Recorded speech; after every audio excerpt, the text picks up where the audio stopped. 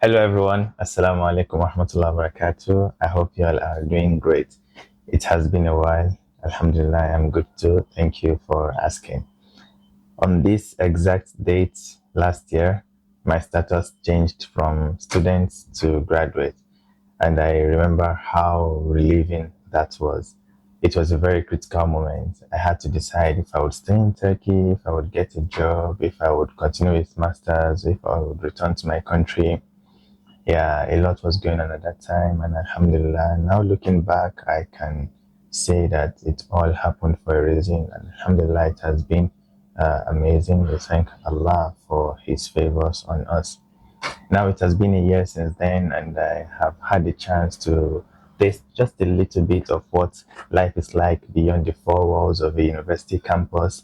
And I wanted to share some things with you that I believe would have a lot of benefit for you as students who are still in university or who are about to graduate. One of the best ways I learn is from people who have experienced what I'm about to experience just a year before or 2 years before. I like to ask them, oh, how was it for you? What did you do? What would you have done differently? What should we be careful about? What should we do better? Because through that, one can learn from those before us and impact and apply it to our lives so that we can also take the right steps. Nobody knows it all. We are all on a learning phase. So I hope these little tips would be of beneficial to you as well. So what has life been like after university? Well, sincerely, if you ask me, I think I would just say that if you were looking forward to this and you have been planning for this, it would be nice because you already had things you wanted to do. You had the picture in mind, and if you are able to actualize it, you would really enjoy it. If you uh, make the best out of your university days, if you really work towards this, you would be happy that yes, Alhamdulillah, now I'm finally on a journey to becoming the person I want to become, to build the legacy I have in mind, to achieve those goals I have in mind. Yeah, for some, school is like that period where you feel like you are trapped in a place, and for some it's like, oh, it's the best time of their lives where they had the time to do everything they wanted, because after school you either get stuck in a new job or you realize that you don't have those people who made your life beautiful around you anymore. Yeah, so if you ask me, Alhamdulillah, it has been great. I realized that so many things, so many habits, so many skills that one has learned from university life really sticks with you, and they come out in ways you may not even imagine. So it has been good. Sincerely, it has been good, and that is why I want to share some tips with you about things I have learned, things I have noticed that I believe would also be beneficial to you, especially if you are in your second, third, or fourth year, or even if you're in your first year, or even if you're a high school student. Yeah, it would help you be aware of what to expect, and you may be able to plan better with this, inshallah. So, if you ask me sincerely, I would say university life is like an internship. It is the best internship you will have.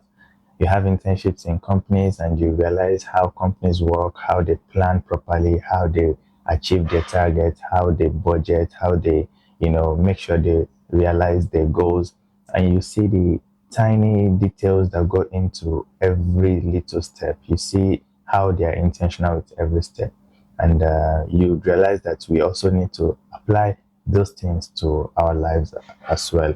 So university life is a very good internship phase, and it is the best time for you to reflect on yourself, for you to learn and relearn, for you to unlearn those bad areas as well. So the habits you cultivate, the manners you learn, the skills you learn, the relationships you build would all have an impact on you the moment you step out of that campus. So this is one thing I have realized, and I would suggest that you also become more intentional about the man or the woman you want to become after you leave campus. So to do this, I have three suggestions for you. I have three tips for you. Number one, and the most important, is to establish a very strong link with Allah. That is undeniable. You would find out that your relationship with Allah would always be the most important asset you have to keep, irrespective of where you find yourself or who you are surrounded by. So do not joke with your prayers. In school, we go for classes at 7 a.m. or 8 a.m. and we don't miss them because we wake up early. We do everything possible to make sure we meet those classes. And as a result of that, we always meet Fajr prayers. But on Saturdays or Sundays or the days you don't have class, we tend to sleep in because, nothing to wake us up in the morning. That's is really not a good way to start, and we should not let that become a habit till we leave university.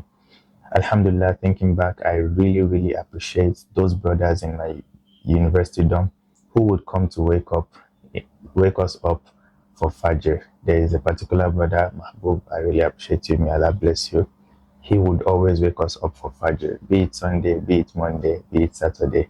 And that helped us, me and my friends in the room, just gradually get rid of the habit of, oh, I can wake up for class because it's at 7, to we just have to wake up no matter what, because that is actually what is most important.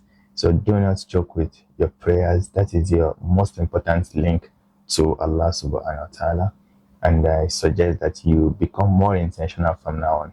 If you are not where you want to be yet, it is okay to say, okay, I'm not there yet and I will try to get there. Not, I cannot get there.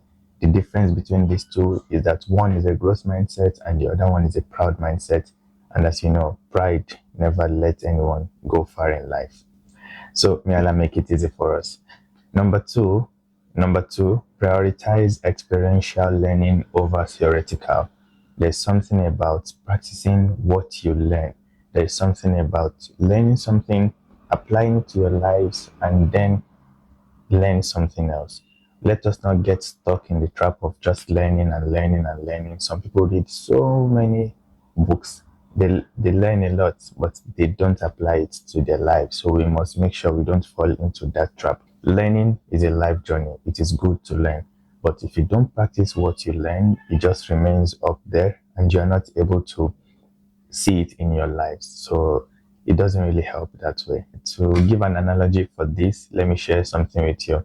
So in the hospital a few days ago, I went to use the washroom. And when I came out of the washroom, there was a sink there and I wanted to wash my hands. So, of course, I had already taken this off and I was just in the process of starting to wash my hands when I noticed the poster right on the wall in front of the sink. It explained how to wash your hands in 9 steps.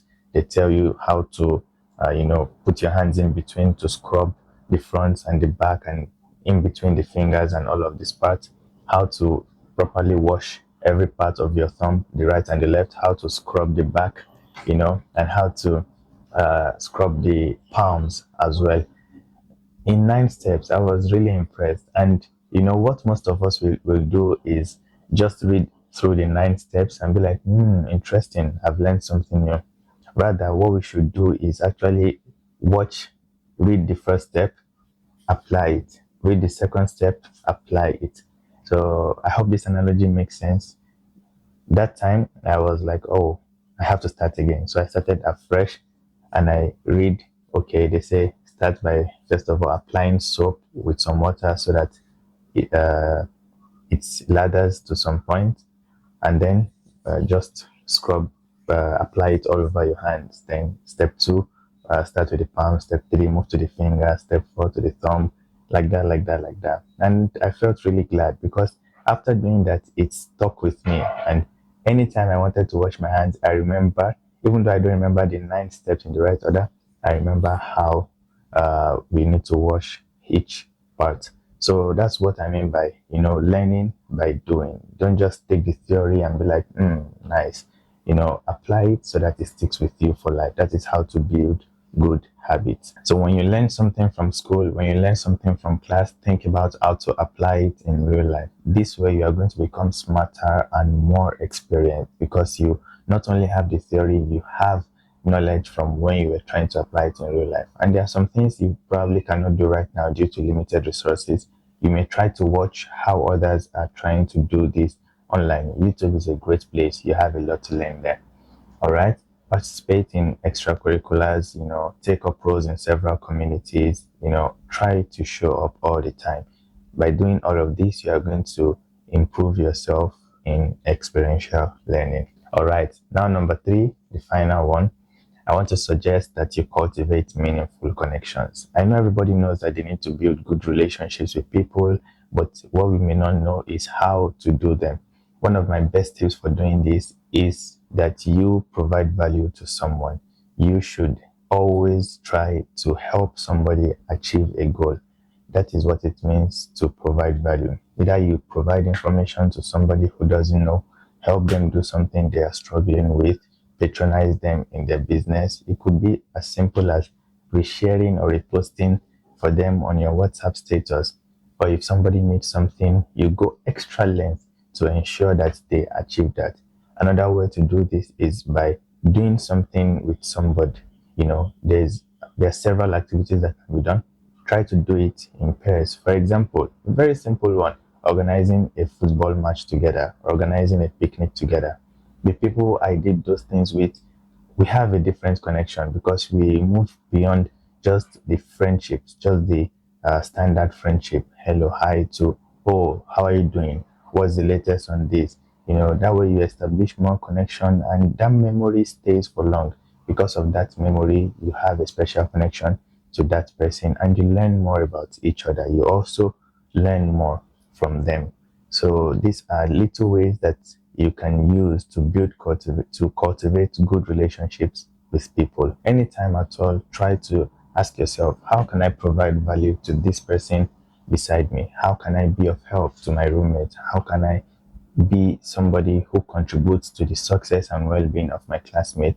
If you can think of that, you are going to find a way to do something that will make them happy, that will help them in a way or the other. And trust me, people will remember you and always appreciate you. Alhamdulillah, this past year has been amazing. Since graduation, I have met some of my friends, and some of them, we haven't seen each other since then. Life has taken us to several places, and everybody is in pursuit of, something right now, trying to build a life, trying to set up something for their families, trying to make sure they achieve what they have set their minds to. During this past year, I've realized how some of these things have stuck with me, and they come out in ways you really cannot imagine or express. This period has also made me realize how big the world is and how it does not revolve around anyone, and how different circumstances make different people. You really cannot tell a person until you live with them or travel with them.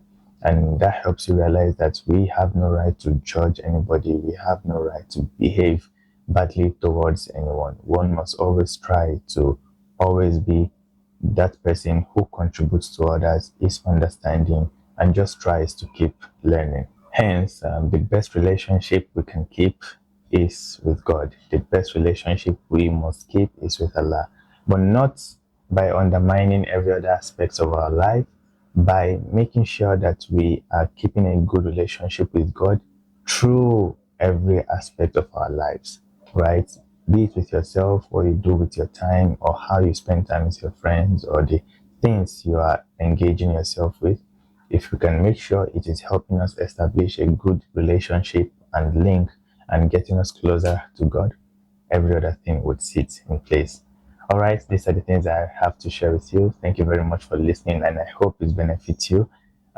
Thank you so much for watching, and I'll see you in the next one. Assalamu alaikum wa rahmatullah.